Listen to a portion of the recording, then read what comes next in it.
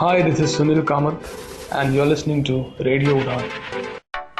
For more info, log on to www.radioran.com. Download our app from Google Play Store and do not forget to follow us on social media platforms and subscribe to us on our YouTube channel, Radio Udan.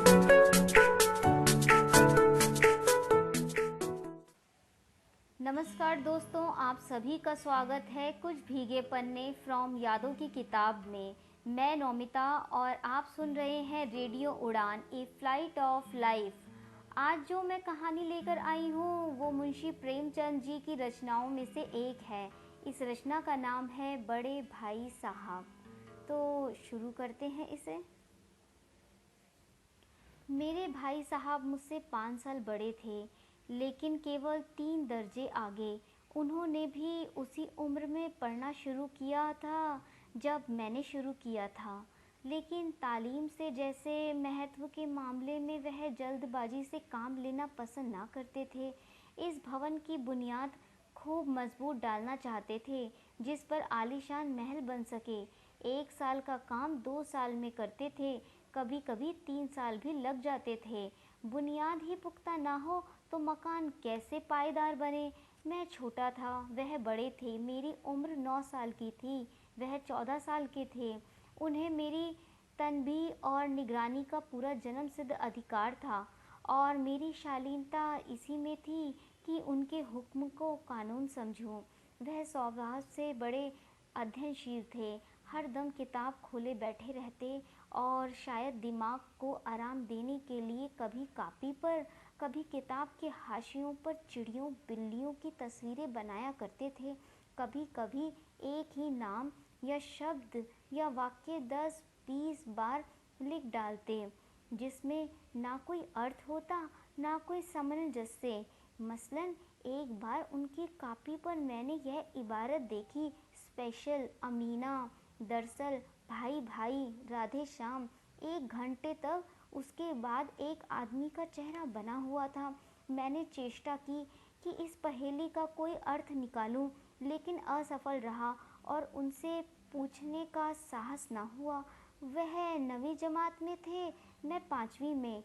उनकी रचनाओं को समझना मेरे लिए छोटा मुंह बड़ी बात थी। मेरा जी पढ़ने में बिल्कुल ना लगता था। 1 घंटा भी किताब लेकर बैठना पहाड़ था। मौका पाते ही हॉस्टल से निकलकर मैदान में आ जाता और कभी कंकरियां उछालता, कभी कागज़ की तितलियां उड़ाता और कहीं कोई साथी मिल गया तो पूछना ही क्या। कभी 4 दीवारी पर चढ़कर नीचे कूद रहे हैं, कभी फाटक पर सवार। लेकिन कमरे में आते ही भाई साहब का रौद्र रूप देखकर प्राण सूख जाते। उनका पहला सवाल होता, कहाँ थे? हमेशा यही सवाल इसी ध्वनि में पूछा करते थे और इसका जवाब मेरे पास केवल मौन था। ना जाने मुँह से यह बात क्यों ना निकलती कि ज़रा बाहर खेल रहा था। मेरा मौन कह देता कि मुझे अपना अपराध स्वीकार है और भाई साहब के लिए इसके सिवा और कोई इलाज न था कि स्नेह और रोष से मिले हुए शब्दों में मेरा सत्कार करें। इस तरह अंग्रेज़ी पढ़ोगे तो ज़िंदगी भर पढ़ते रहोगे, एक हर्फ ना आएगा। अंग्रेज़ी पढ़ना कोई हंसी खेल का काम नहीं है, जो चाहे पढ़ ले। ऐरा गैरा नत्थु गहरा सभी अंग्रेज़ी के विद्वान हो जाते हैं क्या? यहाँ रात दिन आंखें फोड़नी पड़ती हैं और खून जलाना पड़ता है, तब कहीं यह विद्या आती है। और आती क्या है, कहने को आ जाती है। बड़े बड़े विद्वान भी शुद्ध अंग्रेज़ी नहीं लिख पाते, बोलना तो दूर की बात है। और मैं कहता हूँ, तुम कितने घोंगा हो, मुझे देखकर भी सबक नहीं लेते। मैं कितनी मेहनत करता हूँ, तुम अपनी आँखों देखते हो? अगर नहीं देखते तो यह तुम्हारी आँखों का कसूर है, तुम्हारी बुद्धि का कसूर है। इतने मैले तमाशे होते हैं। मुझे तुमने कभी खेलते जाते देखा है? रोज ही क्रिकेट और हॉकी के मैच होते हैं, मैं पास नहीं फटकता, हमेशा खेलता रहता हूँ। उस पर भी एक एक दर्जे में 2-2, 3-3 साल पढ़ता रहता हूँ। फिर तुम कैसे आशा करते हो कि तुम यूं खेल कूद के वक्त गवाकर पास हो जाओगे? मुझे तो 2-3 साल लगते हैं। तुम उम्र भर इसी दर्जे में पढ़ते और सड़ते रहोगे। अगर तुम्हें इस तरह उम्र गंवानी है तो बेहतर है घर चले जाओ और मजे से गुल्ली डंडा खेलो। दादा की गाड़ी कमाई के रुपए क्यों बर्बाद करते हो? मैं लताड़ सुनकर आंसू बहाने लगता। जवाब ही क्या था, अपराध तो मैंने किया। लताड़ कौन सहे, भाई साहब उपदेश की कला में निपुण थे। ऐसी ऐसी लगती बातें कहते, ऐसे ऐसे सुक्ति बाण चलाते कि मेरे जिगर के टुकड़े टुकड़े हो जाते और हिम्मत टूट जाती। इस तरह जान तोड़कर मेहनत करने की शक्ति मैं अपने में ना पाता था और उस निराशा में जरा देर के लिए मैं सोचने लगता, क्यों ना घर चला जाऊं। जो काम मेरे बूते के बाहर है उसमें हाथ डालकर क्यों अपनी ज़िंदगी खराब करूं। मुझे अपना मूर्ख करना मंजूर था, लेकिन उतनी मेहनत, मुझे तो चक्कर आ जाता था। लेकिन घंटे 2 घंटे बाद निराशा के बादल फट जाते और मैं इरादा करता कि आगे से खूब जी लगाकर पढ़ूंगा। चटपट एक टाइम टेबल बना डालता, बिना पहले से नक्शा बनाए, बिना कोई स्कीम तैयार किए काम कैसे शुरू करूं। टाइम टेबल में खेल कूद की मत बिल्कुल उड़ जाती। प्रातः काल उठना, 6 बजे मुंह हाथ धोकर नाश्ता कर पढ़ने बैठ जाना। 6 से 8 तक अंग्रेजी, 8 से 9 तक हिसाब, 9 से 9:30 तक इतिहास, फिर भोजन और स्कूल 3:30 बजे। स्कूल से वापस होकर आधा घंटा आराम, 4 से 5 तक भूगोल, 5 से 6 तक ग्रामर, आधा घंटा हॉस्टल के सामने टहलना, 6:30 से 7 तक अंग्रेजी कॉम्पोजिशन, फिर भोजन करके 8 से 9 तक अनुवाद, 9 से 10 तक हिंदी, 10 से 11 तक विविध विषय, फिर विश्राम। मगर टाइम टेबल बना लेना एक बात है और उस पर अमल करना दूसरी बात। पहले ही दिन से उसकी अवहेलना शुरू हो जाती है। मैदान की वह सुगध हरियाली, हवा के वह हल्के हल्के झोंके, फुटबॉल की उछल कूद, कबड्डी के वह दांव पेच, वॉलीबॉल की वह तेजी और फुर्ती मुझे अज्ञात रूप से अपनी ओर खींच ले जाती थी और वहां जाते ही मैं सब कुछ भूल जाता। वह जानलेवा टाइम टेबल, वह आंख फोड़ पुस्तकें, किसी की याद न रहती। और फिर भाई साहब को नसीहत और फजीहत का अवसर मिल जाता। मैं उनके साए से घबराता, उनकी आंखों से दूर रहने की चेष्टा करता, कमरे में इस तरह दबे कि उन्हें खबर न हो। उनकी नज़र मेरी ओर उठी और मेरे प्राण निकले। हमेशा सिर पर एक नंगी तलवार लटकती मालूम होती। फिर भी जैसे मौत और विपत्ति के बीच में भी आदमी मोह और माया के बंधन में जकड़ा रहता है। मैं फटकार और धुड़कियां खाकर फिर खेल कूद का तिरस्कार ना कर सका। सालाना इम्तिहान हुआ, भाई साहब फेल हो गए, मैं पास हो गया और दर्जे में प्रथम आया। मेरे और उनके बीच केवल 2 साल का अंतर रह गया। मुझे देखिए, मज़े से खेलता भी रहा और दर्जे में अव्वल भी हूँ। लेकिन वह इतने दुखी थे कि मुझे अपने ऊपर कुछ अभिमान हुआ और मेरा आत्मसम्मान भी बढ़ा। भाई साहब का वह रोब मुझ पर ना रहा। आज़ादी से खेल कूद में शरीक होने लगा। दिल मजबूत था। अगर उन्होंने फिर मेरी फजीहत की तो साफ साफ कह दूंगा, आपने अपना खून जलाकर कौन सा तीर मार लिया। मैं तो खेलते कूदते दर्जे में अव्वल आ गया। जुबान से यह हेकड़ी जताने का साहस न होने पर भी मेरे रंग ढंग से साफ जाहिर होता था कि भाई साहब का आतंक मुझ पर नहीं है। भाई साहब ने इसे भांप लिया। उनकी सहज बुद्धि बड़ी तीव्र थी और एक दिन जब मैं भोर का सारा समय गुल्ली डंडे की भेंट करके ठीक भोजन के समय लौटा तो भाई साहब ने मानो तलवार खींच ली और मुझ पर टूट पड़े। देखता हूँ इस साल पास हो गए हो और दर्जे में अव्वल आ गए तो तुम्हें दिमाग हो गया। मगर भाईजान, घमंड तो बड़े बड़े का नहीं रहा। तुम्हारी क्या हस्ती है। इतिहास में रावण का हाल तो पड़ा ही होगा। उसके चरित्र से तुमने कौन सा उपदेश लिया। यूं तो सभी पढ़ गए। महज इम्तिहान पास कर लेना कोई चीज़ नहीं, असल चीज़ है बुद्धि का विकास। जो कुछ पढ़ो उसका अभिप्राय समझो। रावण भूमंडल का स्वामी था, ऐसे राजाओं को चक्रवर्ती कहते हैं। आजकल अंग्रेजों के राज्य का विस्तार बहुत बड़ा हुआ है, पर उन्हें चक्रवर्ती नहीं कह सकते। संसार में अनेकों राष्ट्र अंग्रेज स्वीकार नहीं करते। रावण चक्रवर्ती राजा था। बड़े बड़े देवता उसकी गुलामी करते थे। आग और पानी के देवता भी उसके दास थे। मगर उसका अंत क्या हुआ?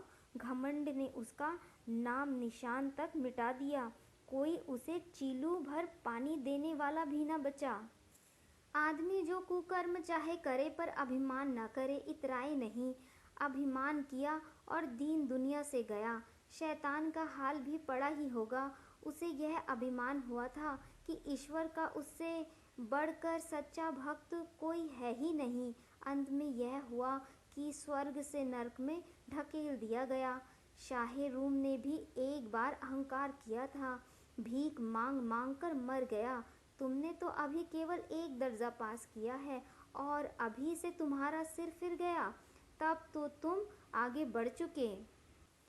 यह समझ लो कि तुम अपनी मेहनत से पास नहीं हुए। सफल खिलाड़ी वह है जिसका कोई निशाना खाली ना जाए। मेरे फेल होने पर ना जाओ। मेरे दर्जे में आओगे तो दांतों पसीना आ जाएगा। जब अलजबरा और ज्योमेट्री के लोहे चने चबाने पड़ेंगे और इंग्लिस्तान का इतिहास पढ़ना पड़ेगा। बादशाहों के नाम याद रखना आसान नहीं। 8 हेनरी ही गुजरे हैं। कौन सा कांड किस हेनरी के समय हुआ, क्या यह याद कर लेना आसान समझते हो? हेनरी 7वें की जगह हेनरी 8वां लिखा और सब नंबर गायब। सफा चट। सिफर भी ना मिलेगा। सिफर भी हो किस ख्याल में? दर्जनों तो जेम्स हुए हैं, दर्जनों विलियम, कौड़ियों चार्ल्स। दिमाग चक्कर खाने लगता है। एक ही नाम के पीछे दयोम सयोम चहारोम पंजूम लगाते चले गए। मुझसे पूछते तो 10 लाख नाम बता देता, और ज्योमेट्री तो बस खुदा की पनाह। अबज की जगह अजब लिख दिया और सारे नंबर कट गए। कोई इन निर्दयी मोमन तीनों से नहीं पूछता कि आखिर अबज और अजब में क्या फ़र्क है, और व्यर्थ की बात के लिए क्यों छात्रों का खून करते हो? दाल भात रोटी खाई या भात दाल रोटी खाई, इसमें क्या रखा है? मगर इन परीक्षकों को क्या परवाह? वह तो वही देखते हैं जो पुस्तक में लिखा है। चाहते हैं कि लड़के अक्षर डालें, और इसी रट्टू तोते का नाम शिक्षा रख छोड़ा है। और आखिर इन बेसिर पैर की बातों से पढ़ने से क्या फ़ायदा? इस रेखा पर वह लंब गिरा दो तो आधार लंब से दुगना। पूछिए इससे क्या प्रयोजन होगा? 2 गुना नहीं 4 गुना हो जाएगा, या आधा ही रहे मेरी बला से। लेकिन परीक्षा में पास होना है तो यह सब खुराफात याद करनी पड़ेगी। कह दिया। समय की पाबंदी पर एक निबंध लिखो जो 4 पन्ने से कम ना हो। अब आप कापी सामने खोलें, कलम हाथ में लिए, उसके नाम को रोइए। कौन नहीं जानता कि समय की पाबंदी बहुत अच्छी बात है। इससे आदमी के जीवन में समय और संयम आ जाता है। दूसरों का उस पर स्नेह होने लगता है और उसके कारोबार में उन्नति होती है। लेकिन इस जरा सी बात पर 4 पन्ने कैसे लिखें? जो बात एक वाक्य में कही जा सके उसे 4 पन्ने में लिखने की क्या ज़रूरत? मैं तो इसे हिमाकत समझता हूँ। यह तो समय की किफ़ायत नहीं बल्कि उसका दुरुपयोग है कि व्यर्थ में किसी बात को ठूस दिया। हम चाहते हैं आदमी को कुछ कहना हो चटपट कह दे और अपनी बात कह के अपनी राह ले। मगर नहीं, आपको 4 पन्ने रंगने पड़ेंगे, चाहे जैसे लिखिए, और पन्ने भी फुल स्केप आकार के। यह छात्रों पर अत्याचार नहीं तो और क्या है? अनर्थ तो यह है कि कहा जाता है संक्षेप में लिखो और 4 पन्नों से कम ना हो। ठीक संक्षेप में 4 पन्ने हुए नहीं, शायद 200 पन्ने लिखवाते। तेज भी दौड़िए और धीरे भी। उल्टी बात है या नहीं? बालक भी इतनी सी बात समझ सकता है, लेकिन इन अध्यापकों को इतनी तमीज़ नहीं। उस पर दावा है कि हम अध्यापक हैं। मेरे दर्जे में आओगे लाला तो ये सारे पापड़ बेलने पड़ेंगे और तब आटे दाल का भाव मालूम होगा। इस दर्जे में अव्वल आ गए तो ज़मीन पर पाँव नहीं रखते, इसलिए मेरा कहना मानिए। लाख फेल हो गया हूँ लेकिन तुमसे बड़ा हूँ। संसार का मुझे तुमसे ज़्यादा अनुभव है। जो कुछ कहता हूँ उसे गिरह बांधिए, नहीं पछताइएगा। स्कूल का समय निकट था। ईश्वर जाने यह उपदेश माला कब समाप्त होती।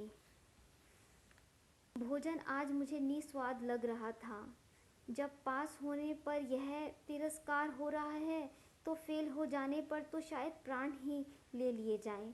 भाई साहब ने अपने दर्जे की पढ़ाई का जो भयंकर चित्र खींचा था उसने मुझे भयभीत कर दिया। कैसे स्कूल छोड़कर घर नहीं भागा यही ताज्जुब है। लेकिन इतने तिरस्कार पर भी पुस्तकों में मेरी अरुचि ज्यों की त्यों बनी रही। खेल कूद का कोई अवसर हाथ से ना जाने देता। पढ़ता भी था मगर बहुत कम, बस इतना कि रोज का टास्क पूरा हो जाए और दर्जे में जलील ना होना पड़े। अपने ऊपर जो विश्वास पैदा हुआ था वह फिर लुप्त हो गया और फिर चोरों का सा जीवन कटने लगा। फिर सालाना इम्तिहान हुआ और कुछ ऐसा संयोग हुआ कि मैं फिर पास हो गया और भाई साहब फिर फेल हो गए। मैंने बहुत मेहनत ना की पर ना जाने कैसे दर्जे में अव्वल आ गया। मुझे खुद पर अचरज हुआ और भाई साहब ने प्राण आतंक परिश्रम किया था। कोर्स का एक एक शब्द चाट गए थे। 10 बजे रात तक इधर, 4 बजे भोर से उधर, 6 से 9:30 स्कूल के पहले। मुद्रा कांतिहीन हो गई थी मगर बेचारे फेल हो गए। मुझे उन पर दया आती थी। नतीजा सुनाया गया तो वह रो पड़े और मैं भी रोने लगा। अपने पास होने वाली खुशी आधी हो गई। मैं भी फेल हो गया होता तो भाई साहब को इतना दुख ना होता, लेकिन विधि का विधान कौन टाल सकता है। मेरे और भाई साहब के बीच केवल एक दर्जे का अंतर और रह गया। मेरे मन में एक कुटिल भावना उदय हुई कि कहीं भाई साहब 1 साल और फेल हो जाएं तो मैं उनके बराबर हो जाऊं। फिर वह किस आधार पर मेरी फजीहत कर सकेंगे। लेकिन मैंने इस कमीने विचार को दिल से बलपूर्वक निकाल डाला। आखिर वह मुझे मेरे हित के बारे में ही तो डांटते हैं। मुझे उस वक्त अप्रिय लगता है अवश्य, मगर यह शायद उनके उपदेशों का ही असर हो कि मैं दनादन पास होता जाता हूँ और इतने अच्छे नंबर लाता हूँ। अब भाई साहब बहुत कुछ नर्म पड़ गए थे। कई बार मुझे डांटने का अवसर पाकर भी उन्होंने धीरज से काम लिया। शायद अब वह खुद समझने लगे थे कि मुझे डांटने का अधिकार उन्हें नहीं रहा, या रहा हो तो बहुत कम। मेरी स्वच्छंदता बढ़ी। मैं उनकी सहिष्णुता का अनुचित लाभ उठाने लगा। मुझे कुछ ऐसी धारणा हुई कि मैं तो पास ही हो जाऊंगा। पढ़ूं या ना पढ़ूं, मेरी तकदीर बलवान है। इसलिए भाई साहब के डर से जो थोड़ा बहुत पढ़ लिया करता था वह भी बंद हुआ। मुझे कनकुए उड़ाने का नया शौक पैदा हो गया था। फिर भी मैं भाई साहब का अदब करता था और उनकी नज़र बचाकर कनकुए उड़ाता था। मांझा देना, कन्ने बांधना, पतंग टूर्नामेंट की तैयारियां आदि समस्त क्रियाएं अब गुप्त रूप से हल की जाती थी। भाई साहब को यह संदेह ना करने देना चाहता था कि उनका सम्मान और लिहाज मेरी नज़र में कम हो गया है। इन संध्या का समय हॉस्टल से दूर मैं एक कनकोई लूटने बेतहाशा दौड़ा जा रहा था। आंखें आसमान की ओर थीं और मन उस आकाशगामी पथिक की ओर जो मंद गति से झूमता पतन की ओर चला जा रहा था। मानो कोई आत्मा स्वर्ग से निकलकर विरक्त मन से नए संस्कार ग्रहण करने जा रही हो। बालकों की एक पूरी सेना लग गई और झाड़दार बांस लिए उनका स्वागत करने को दौड़ी आ रही थी। किसी को अपने आगे पीछे की खबर ना थी। सभी मानो उस पतंग के साथ ही आकाश में उड़ रहे थे जहाँ सब कुछ समतल है, ना मोटर कारें हैं ना गाड़ियाँ। सहसा भाई साहब मेरी मुठभेड़ हो गई। जो शायद बाजार से लौट रहे थे, उन्होंने वहीं मेरा हाथ पकड़ लिया और उग्र भाव से बोले, इन बाजारी लौंडों के साथ धेले के कनकोई के लिए दौड़ते हो? तुम्हें शर्म नहीं आती? तुम्हें इसका कुछ लिहाज है? अब नीची जमात में नहीं हो बल्कि 8वीं जमात में आ गए हो और मुझसे केवल एक दर्जा नीचे हो। मैं कितने ही मिडलचियों को जानता हूँ जो आज अव्वल दर्जे के डिप्टी मजिस्ट्रेट या सुपरिटेंडेंट हैं। कितने ही 8वीं जमात वाले हमारे लीडर और समाचार पत्रों के संपादक हैं। बड़े बड़े विद्वान काम करते हैं और तुम उसी 8वीं दर्जे में आकर बाजारी लौंडे के साथ कनकोए के लिए दौड़ रहे हो। मुझे तुम्हारी इस कम अक्ली पर दुख होता है। तुम जहीन हो, इसमें कोई शक नहीं, लेकिन जहन किस काम का जो हमारे आत्मगौरव की हत्या कर डाले। तुम अपने दिल में समझते होगे मैं भाई साहब से महज एक दर्जा नीचे हूँ और अब उन्हें मुझको कुछ कहने का हक नहीं है, लेकिन यह तुम्हारी गलती है। मैं तुमसे 5 साल बड़ा हूँ और चाहे आज तुम मेरी ही जमात में आ जाओ और परीक्षकों का यही हाल है, तो निसंदेह अगले साल तुम मेरे समकक्ष हो जाओगे और शायद एक साल तुम मुझसे आगे निकल जाओ। लेकिन मुझमें और तुममें जो 5 साल का अंतर है, उसे खुदा भी नहीं मिटा सकता। मैं तुमसे 5 साल बड़ा हूँ और हमेशा रहूँगा।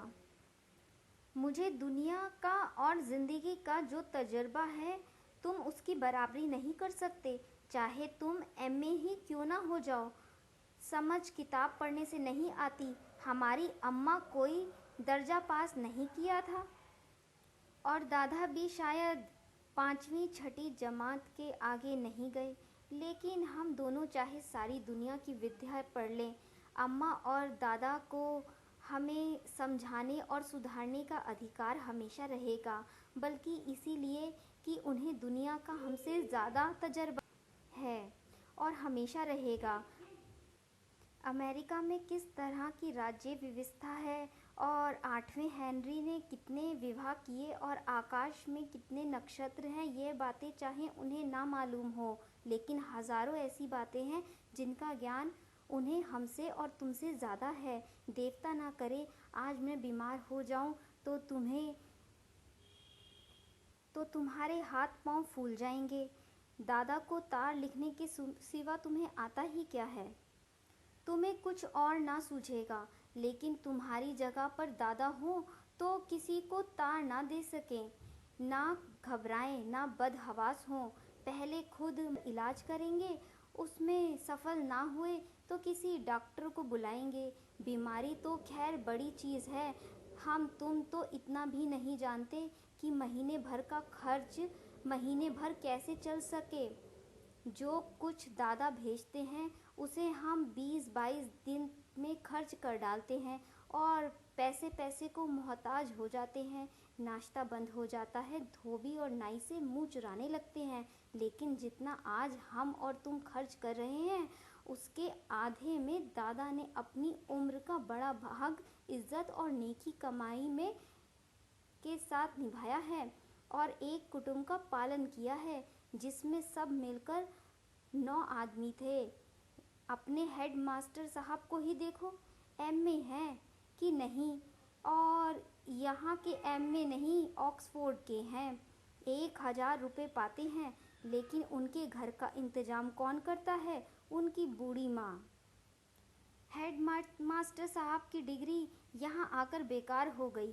पहले खुद घर का इंतज़ाम करते थे, घर खर्च पूरा ना पड़ता था, कर्जदार रहते थे, जब से उनकी माताजी ने प्रबंध अपने हाथ में ले लिया है, जैसे घर में लक्ष्मी आ गई है। तो भाईजान, यह गुरूर दिल से निकाल डालो कि तुम मेरे समीप आ गए हो और अब स्वतंत्र हो। मेरे देखते तुम बेराह नहीं चल पाओगे। अगर तुम यूं ना मानोगे तो मैं थप्पड़ का प्रयोग कर सकता हूँ। मैं जानता हूँ तुम्हें मेरी बातें जहर लग रही हैं। मैं उनकी इस नई युक्ति से नतमस्तक हो गया। मुझे आज सचमुच अपनी लघुता का अनुभव हुआ और भाई साहब के प्रति मेरे मन में श्रद्धा उत्पन्न हुई। मैंने सजल आंखों से वह बिल्कुल सच है और आपको कहने का अधिकार है। भाई साहब ने मुझे गले लगा लिया और बोले, मैं कनकोए उड़ाने को मना नहीं करता, मेरा जी भी ललचाता है, लेकिन क्या करूं, खुद बेराह चलूं तो तुम्हारी रक्षा कैसे करूं? यह कर्तव्य भी तो मेरे सिर ऊपर है। संजोग से उसी वक्त एक कटा हुआ कनकोआ हमारे ऊपर से गुजरा। उसकी डोर लटक रही थी। लड़कों का एक गोल पीछे पीछे दौड़ता चला आ रहा था। भाई साहब लंबे हैं ही उछलकर उसकी डोर पकड़ ली और बेतहाशा हॉस्टल की तरफ दौड़े। मैं पीछे पीछे दौड़ रहा था। धन्यवाद दोस्तों, इस कहानी को यहीं पर समाप्त करते हैं। सुनने वाले श्रोतागण से अगले सप्ताह फिर मुलाकात होगी। हमारा कार्यक्रम आपको कैसा लगा कमेंट करके हमें ज़रूर बताएं और सुनते रहें radio Udaan, a flight of life. नमस्कार दोस्तों, आप सभी का स्वागत है कुछ भीगे पन्ने फ्रॉम यादों की किताब में। मैं नौमिता और आप सुन रहे हैं radio Udaan, a flight of life.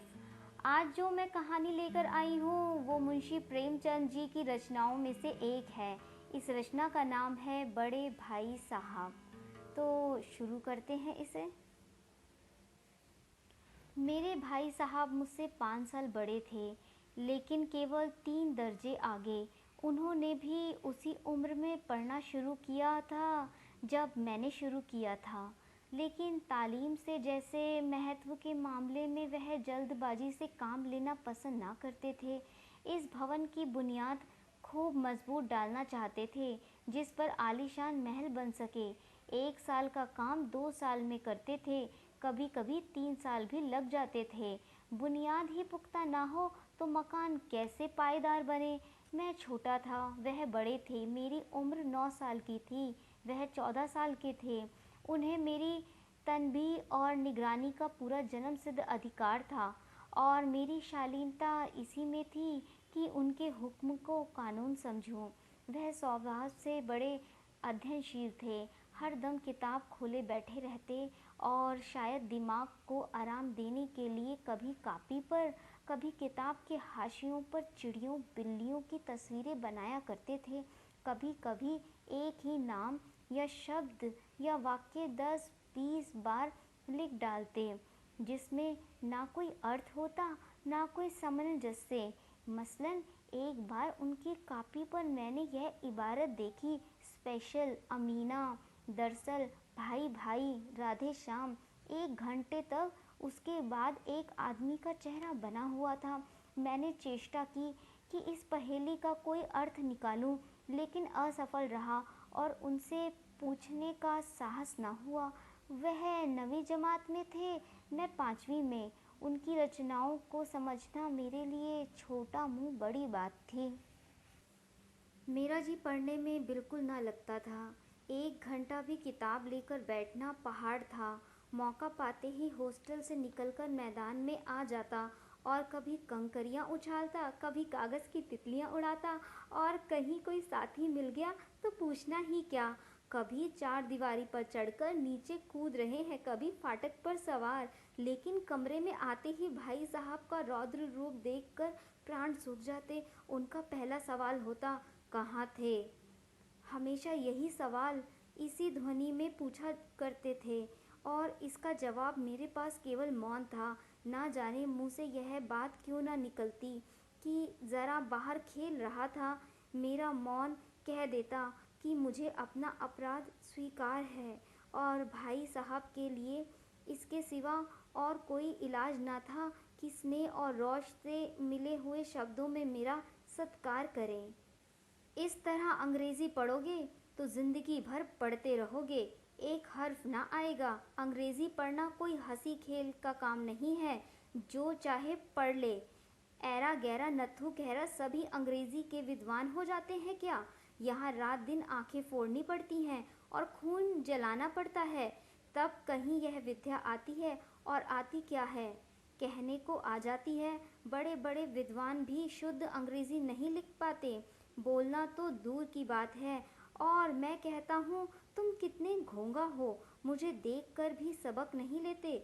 मैं कितनी मेहनत करता हूँ, तुम अपनी आँखों देखते हो? अगर नहीं देखते तो यह तुम्हारी आँखों का कसूर है, तुम्हारी बुद्धि का कसूर है। इतने मैले तमाशे होते हैं, मुझे तुमने कभी खेलते जाते देखा है? रोज ही क्रिकेट और हॉकी के मैच होते हैं, मैं पास नहीं फटकता, हमेशा खेलता रहता हूँ। उस पर भी एक एक दर्जे में 2-2, 3-3 साल पढ़ता रहता हूँ। फिर तुम कैसे आशा करते हो कि तुम यूं खेल कूद के वक्त गवाकर पास हो जाओगे? मुझे तो 2-3 साल लगते हैं, तुम उम्र भर इसी दर्जे में पढ़ते और सड़ते रहोगे। अगर तुम्हें इस तरह उम्र गंवानी है तो बेहतर है घर चले जाओ और मजे से गुल्ली डंडा खेलो। दादा की गाड़ी कमाई के रुपए क्यों बर्बाद करते हो? मैं लताड़ सुनकर आंसू बहाने लगता। जवाब ही क्या था, अपराध तो मैंने किया, लताड़ कौन सहे। भाई साहब उपदेश की कला में निपुण थे, ऐसी ऐसी लगती बातें कहते, ऐसे ऐसे सुक्ति बाण चलाते कि मेरे जिगर के टुकड़े टुकड़े हो जाते और हिम्मत टूट जाती। इस तरह जान तोड़कर मेहनत करने की शक्ति मैं अपने में ना पाता था और उस निराशा में जरा देर के लिए मैं सोचने लगता, क्यों ना घर चला जाऊं। जो काम मेरे बूते के बाहर है उसमें हाथ डालकर क्यों अपनी ज़िंदगी खराब करूं। मुझे अपना मूर्ख करना मंजूर था, लेकिन उतनी मेहनत, मुझे तो चक्कर आ जाता था। लेकिन घंटे 2 घंटे बाद निराशा के बादल फट जाते और मैं इरादा करता कि आगे से खूब जी लगाकर पढ़ूंगा। चटपट एक टाइम टेबल बना डालता, बिना पहले से नक्शा बनाए, बिना कोई स्कीम तैयार किए काम कैसे शुरू करूं। टाइम टेबल में खेल कूद की मत बिल्कुल उड़ जाती। प्रातः काल उठना, 6 बजे मुंह हाथ धोकर नाश्ता कर पढ़ने बैठ जाना। 6 से 8 तक अंग्रेजी, 8 से 9 तक हिसाब, 9 से 9:30 तक इतिहास, फिर भोजन और स्कूल 3:30 बजे। स्कूल से वापस होकर आधा घंटा आराम, 4 से 5 तक भूगोल, 5 से 6 तक ग्रामर, आधा घंटा हॉस्टल के सामने टहलना, 6:30 से 7 तक अंग्रेजी कॉम्पोजिशन, फिर भोजन करके 8 से 9 तक अनुवाद, 9 से 10 तक हिंदी, 10 से 11 तक विविध विषय, फिर विश्राम। मगर टाइम टेबल बना लेना एक बात है और उस पर अमल करना दूसरी बात। पहले ही दिन से उसकी अवहेलना शुरू हो जाती है। मैदान की वह सुगध हरियाली, हवा के वह हल्के हल्के झोंके, फुटबॉल की उछल कूद, कबड्डी के वह दांव पेच, वॉलीबॉल की वह तेजी और फुर्ती मुझे अज्ञात रूप से अपनी ओर खींच ले जाती थी और वहां जाते ही मैं सब कुछ भूल जाता।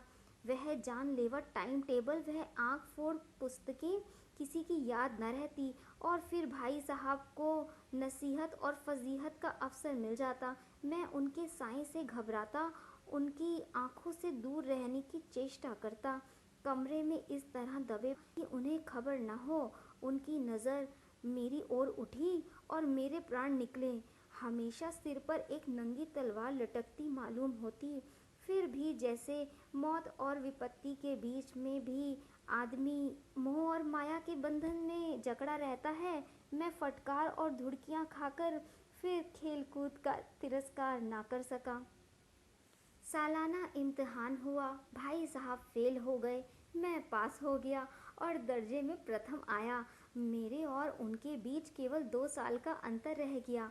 मुझे देखिए, मज़े से खेलता भी रहा और दर्जे में अव्वल भी हूँ। लेकिन वह इतने दुखी थे कि मुझे अपने ऊपर कुछ अभिमान हुआ और मेरा आत्मसम्मान भी बढ़ा।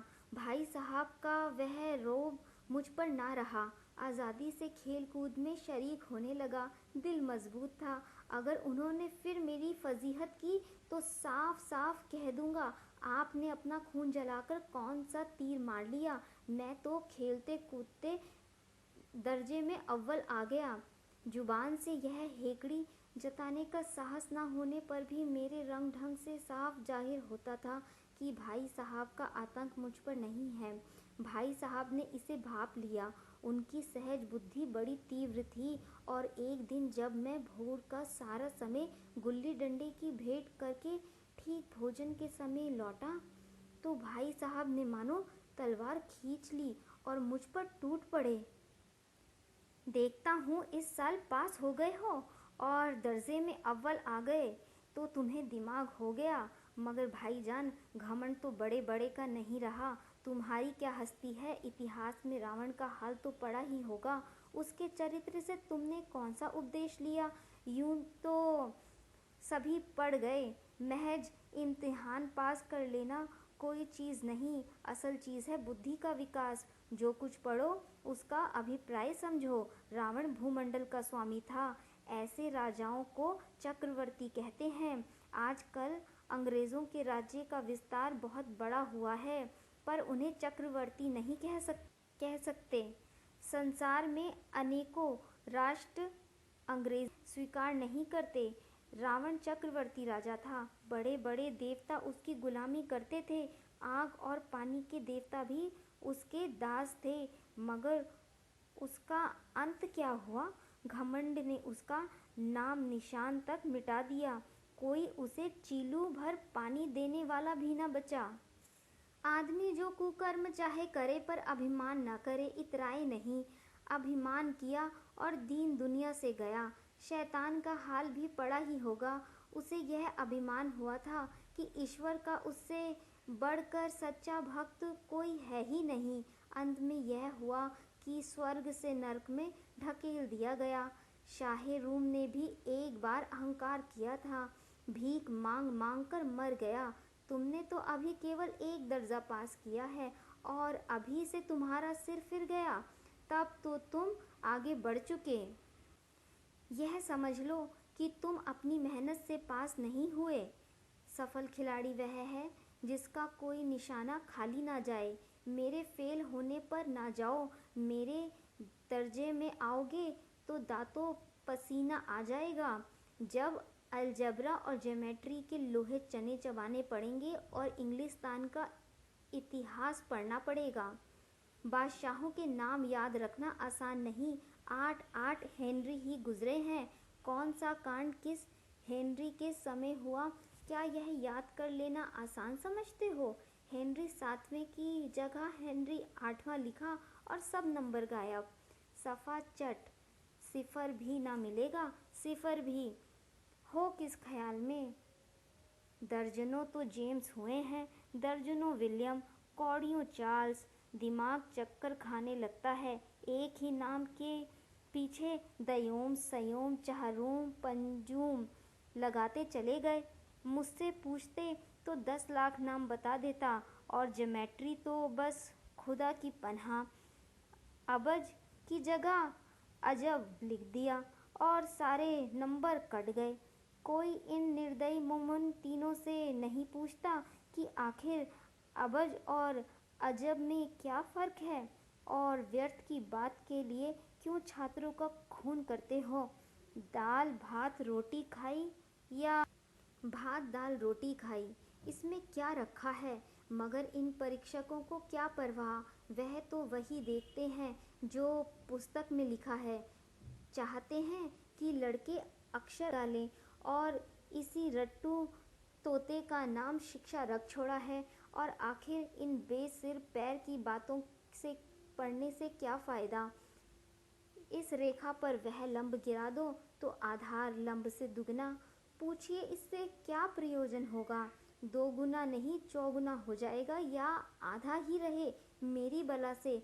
लेकिन परीक्षा में पास होना है तो यह सब खुराफात याद करनी पड़ेगी। कह दिया। समय की पाबंदी पर एक निबंध लिखो। जो 4 पन्ने से कम ना हो। अब आप कापी सामने खोलें, कलम हाथ में लिए, उसके नाम को रोइए। कौन नहीं जानता कि समय की पाबंदी बहुत अच्छी बात है। इससे आदमी के जीवन में समय और संयम आ जाता है।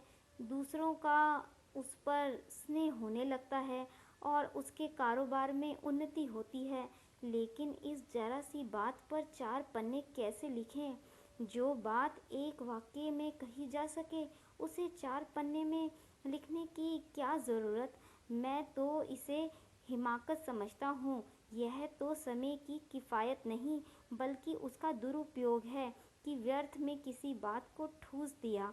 हम चाहते हैं आदमी को कुछ कहना हो चटपट कह दे और अपनी बात कह के अपनी राह ले, मगर नहीं, आपको 4 पन्ने रंगने पड़ेंगे, चाहे जैसे लिखिए, और पन्ने भी फुल स्केप आकार के। यह छात्रों पर अत्याचार नहीं तो और क्या है? अनर्थ तो यह है कि कहा जाता है संक्षेप में लिखो और 4 पन्नों से कम ना हो। ठीक संक्षेप में 4 पन्ने हुए नहीं, शायद 200 पन्ने लिखवाते। तेज भी दौड़िए और धीरे भी। उल्टी बात है या नहीं? बालक भी इतनी सी बात समझ सकता है, लेकिन इन अध्यापकों को इतनी तमीज़ नहीं। उस पर दावा है कि हम अध्यापक हैं। मेरे दर्जे में आओगे लाला, तो ये सारे पापड़ बेलने पड़ेंगे और तब आटे दाल का भाव मालूम होगा। इस दर्जे में अव्वल आ गए तो ज़मीन पर पाँव नहीं रखते। इसलिए मेरा कहना मानिए। लाख फेल हो गया हूँ, लेकिन तुमसे बड़ा हूँ। संसार का मुझे तुमसे ज़्यादा अनुभव है। जो कुछ कहता हूँ उसे गिरह बांधिए, नहीं पछताइएगा। स्कूल का समय निकट था। ईश्वर जाने यह उपदेश माला कब समाप्त होती। भोजन आज मुझे निस्वाद लग रहा था। जब पास होने पर यह तिरस्कार हो रहा है, तो फेल हो जाने पर तो शायद प्राण ही ले लिए जाएं। भाई साहब ने अपने दर्जे की पढ़ाई का जो भयंकर चित्र खींचा था, उसने मुझे भयभीत कर दिया। कैसे स्कूल छोड़कर घर नहीं भागा, यही ताज्जुब है। लेकिन इतने तिरस्कार पर भी पुस्तकों में मेरी अरुचि ज्यों की त्यों बनी रही। खेल कूद का कोई अवसर हाथ से ना जाने देता।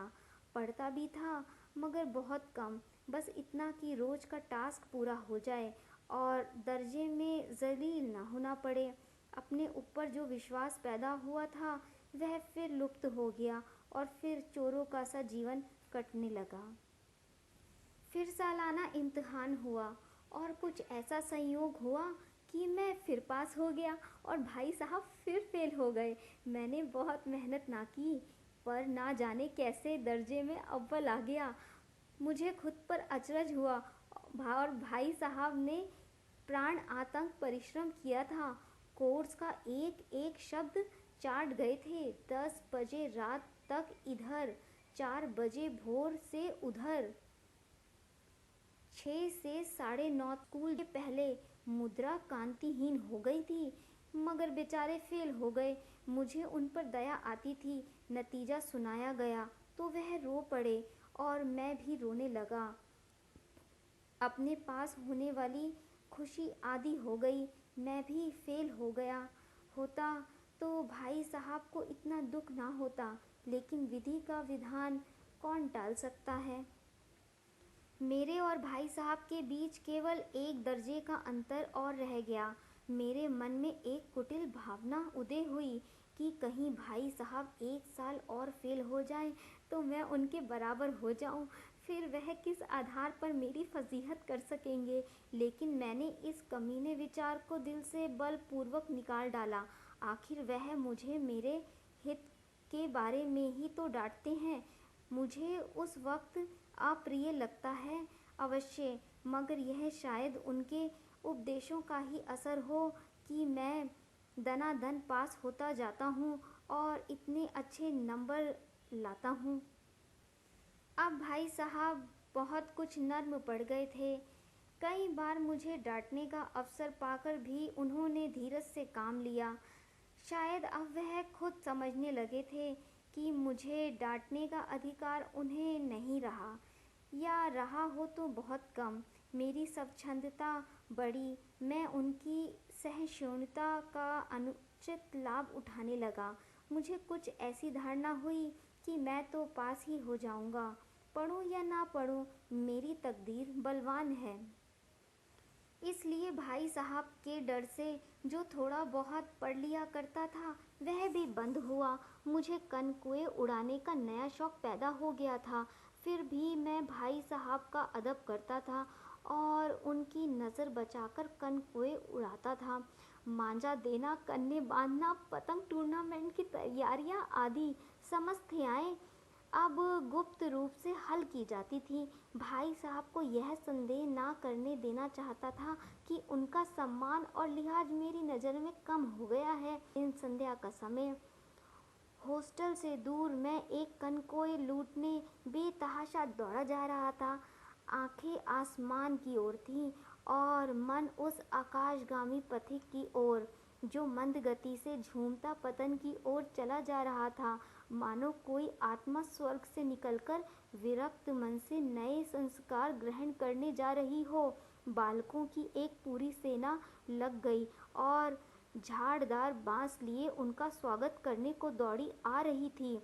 किसी को अपने आगे पीछे की खबर ना थी।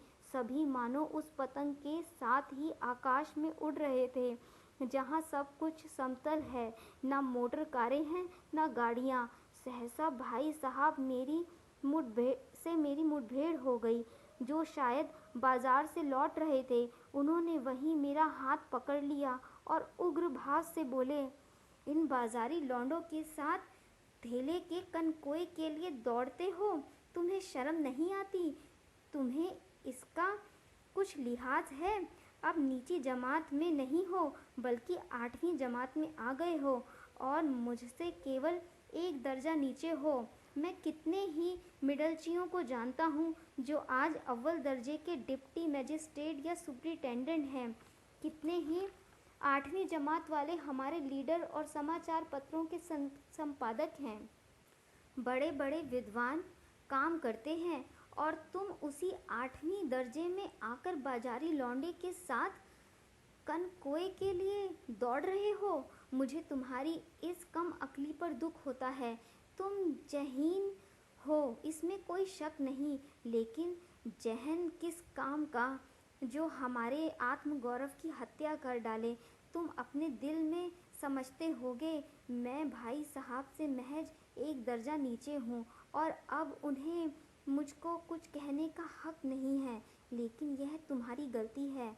मैं तुमसे 5 साल बड़ा हूँ और चाहे आज तुम मेरी ही जमात में आ जाओ और परीक्षकों का यही हाल है, तो निसंदेह अगले साल तुम मेरे समकक्ष हो जाओगे और शायद एक साल तुम मुझसे आगे निकल जाओ। लेकिन मुझमें और तुममें जो 5 साल का अंतर है उसे खुदा भी नहीं मिटा सकता। मैं तुमसे 5 साल बड़ा हूँ और हमेशा रहूँगा। मुझे दुनिया का और ज़िंदगी का जो तजर्बा है तुम उसकी बराबरी नहीं कर सकते, चाहे तुम एमए ही क्यों ना हो जाओ। समझ किताब पढ़ने से नहीं आती। हमारी अम्मा कोई दर्जा पास नहीं किया था और दादा भी शायद 5वीं 6ठी जमात के आगे नहीं गए, लेकिन हम दोनों चाहे सारी दुनिया की विद्या पढ़ लें, अम्मा और दादा को हमें समझाने और सुधारने का अधिकार हमेशा रहेगा, बल्कि इसीलिए कि उन्हें दुनिया का हमसे ज़्यादा तजर्बा है और हमेशा रहेगा। अमेरिका में किस तरह की राज्य व्यवस्था है और 8वें हेनरी ने कितने विवाह किए और आकाश में कितने नक्षत्र हैं, ये बातें चाहे उन्हें ना मालूम हो, लेकिन हजारों ऐसी बातें हैं जिनका ज्ञान उन्हें हमसे और तुमसे ज़्यादा है। देवता ना करे आज मैं बीमार हो जाऊं तो तुम्हारे हाथ पांव फूल जाएंगे। दादा को तार लिखने के सिवा तुम्हें आता ही क्या है? तुम्हें कुछ और ना सूझेगा, लेकिन तुम्हारी जगह पर दादा हो तो किसी को तार ना दे सकें। ना घबराएं, ना बदहवास हों, पहले खुद इलाज करेंगे, उसमें सफल ना हुए तो किसी डॉक्टर को बुलाएंगे। बीमारी तो खैर बड़ी चीज़ है, हम तुम तो इतना भी नहीं जानते कि महीने भर का खर्च महीने भर कैसे चल सके। जो कुछ दादा भेजते हैं उसे हम 20-22 दिन में खर्च कर डालते हैं और पैसे पैसे को मोहताज हो जाते हैं। नाश्ता बंद हो जाता है, धोबी और नाई से मुंह चुराने लगते हैं। लेकिन जितना आज हम और तुम खर्च कर रहे हैं उसके आधे में दादा ने अपनी उम्र का बड़ा भाग इज्जत और नेकी कमाई में के साथ निभाया है और एक कुटुंब का पालन किया है जिसमें सब मिलकर 9 आदमी थे। अपने हेड मास्टर साहब को ही देखो, एमए हैं कि नहीं, और यहाँ के एमए नहीं ऑक्सफोर्ड के हैं। 1000 रुपये पाते हैं, लेकिन उनके घर का इंतजाम कौन करता है? उनकी बूढ़ी माँ। हेड मास्टर साहब की डिग्री यहाँ आकर बेकार हो गई। पहले खुद घर का इंतज़ाम करते थे, घर खर्च पूरा ना पड़ता था, कर्जदार रहते थे।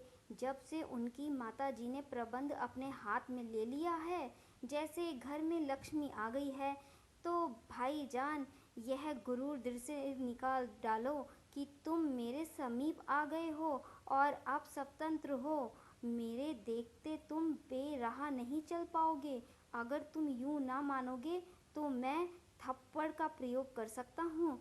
मैं जानता हूँ तुम्हें मेरी बातें जहर लग रही हैं। मैं उनकी इस नई युक्ति से नतमस्तक हो गया। मुझे आज सचमुच अपनी लघुता का अनुभव हुआ और भाई साहब के प्रति मेरे मन में श्रद्धा उत्पन्न हुई। मैंने सजल आंखों से वह बिल्कुल सच है और आपको कहने का अधिकार है।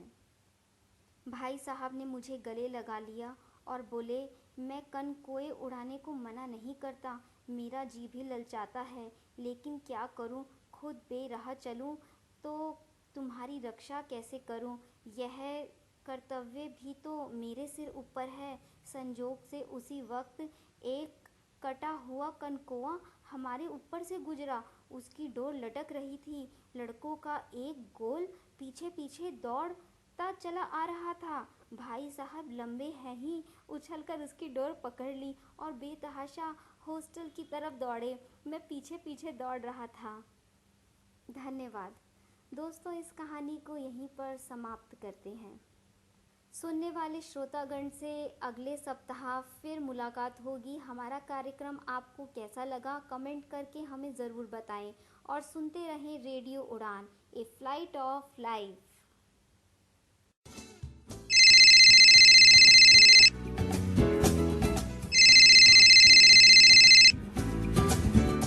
Hello hello Bittu.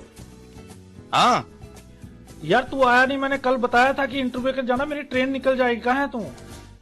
हाँ यार बस आ गया, 5 मिनट में आ रहा हूँ मैं बस तेरे पास।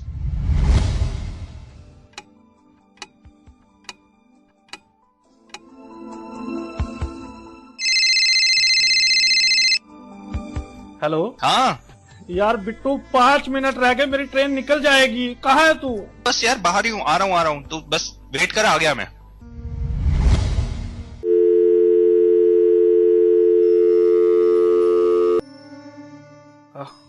अब नहीं आओ, अब नहीं आओ, निकल गई ट्रेन, निकल गई ट्रेन, निकल गई ट्रेन, निकल गई ट्रेन, निकल गई ट्रेन, निकल गई ट्रेन।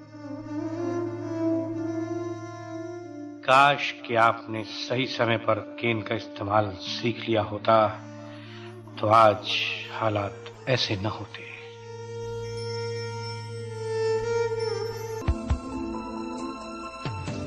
इसीलिए दोस्तों कीजिए केन से दोस्ती, क्योंकि no cane no game.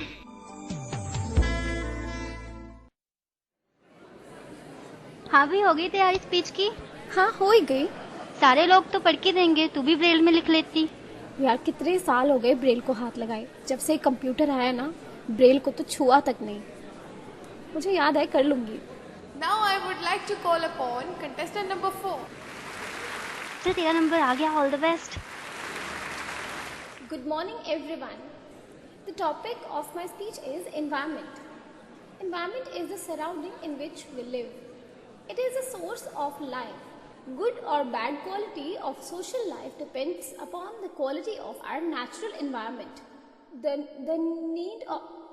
need of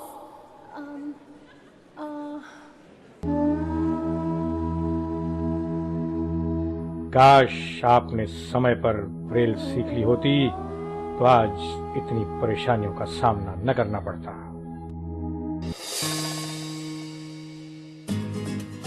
Braille दृष्टिबाधितों के लिए उतनी ही महत्वपूर्ण और आवश्यक है जितनी कि टेक्नोलॉजी। ब्रेल इज अ की towards independent life for the blind. Radio उड़ान द्वारा जनहित में जारी।